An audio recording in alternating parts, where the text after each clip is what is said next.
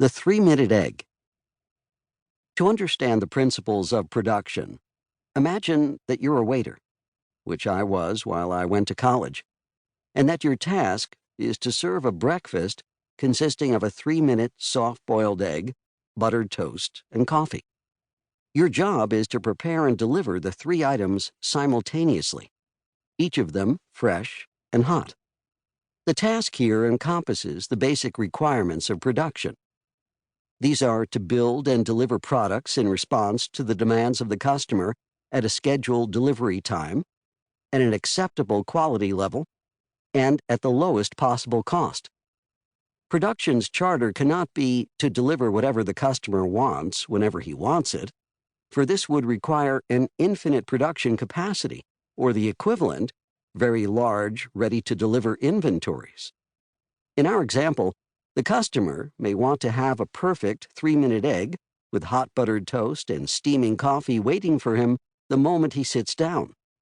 To fulfill such an expectation, you would either have to have your kitchen idle and poised to serve the customer whenever he drops in, or have a ready-to-consume inventory of perfectly boiled eggs, hot buttered toast, and coffee. Neither is practical. Instead, a manufacturer should accept the responsibility of delivering a product at the time committed to, in this case, by implication, about 5 to 10 minutes after the customer arrives at our breakfast establishment. And we must make our breakfast at a cost that enables us to sell it at a competitive price and still make an acceptable profit. How are we going to do this in the most intelligent way? We start by looking at our production flow.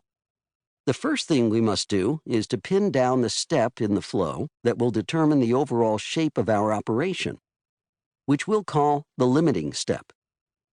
The issue here is simple. Which of the breakfast components takes the longest to prepare?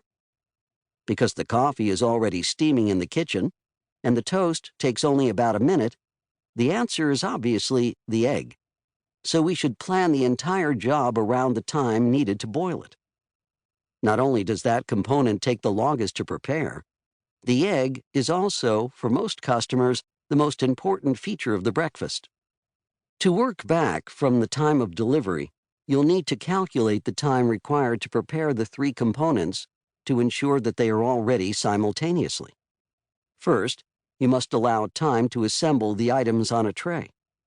Next, you must get the toast from the toaster and the coffee from the pot, as well as the egg out of the boiling water.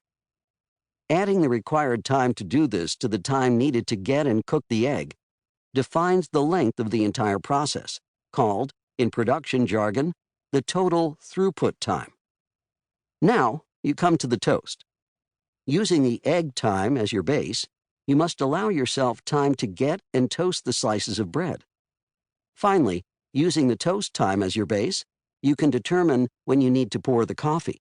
The key idea is that we construct our production flow by starting with the longest, or most difficult, or most sensitive, or most expensive step, and work our way back. Notice when each of the 3 steps began and ended.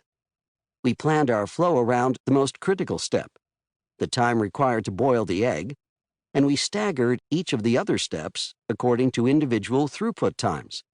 Again, in production jargon, we offset them from each other. The idea of a limiting step has very broad applicability. Take, for example, the need to recruit college graduates to work for Intel.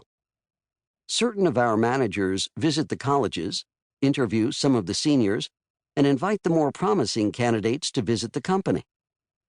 We bear the expense of the candidate's trip, which can be considerable. During the trip, the students are closely interviewed by other managers and technical people. After due consideration, employment is offered to some of the students whose skills and capabilities match our needs best, and those who accept the offers eventually come to work for the company. To apply the basic principle of production, you need to build the sequence here around its most expensive feature, which is the student's trip to the plant, thanks to the cost of travel and the time that Intel managers spend with the candidates. To minimize the use of this step per final college hire, we obviously have to increase the ratio of accepted offers to applicants invited to visit the plant, which we do by using phone interviews to screen people before issuing invitations. The technique saves money, substantially increases the ratio of offers extended per plant visit, and reduces the need to use the expensive limiting step per hire. The principle of time offsets is also present here.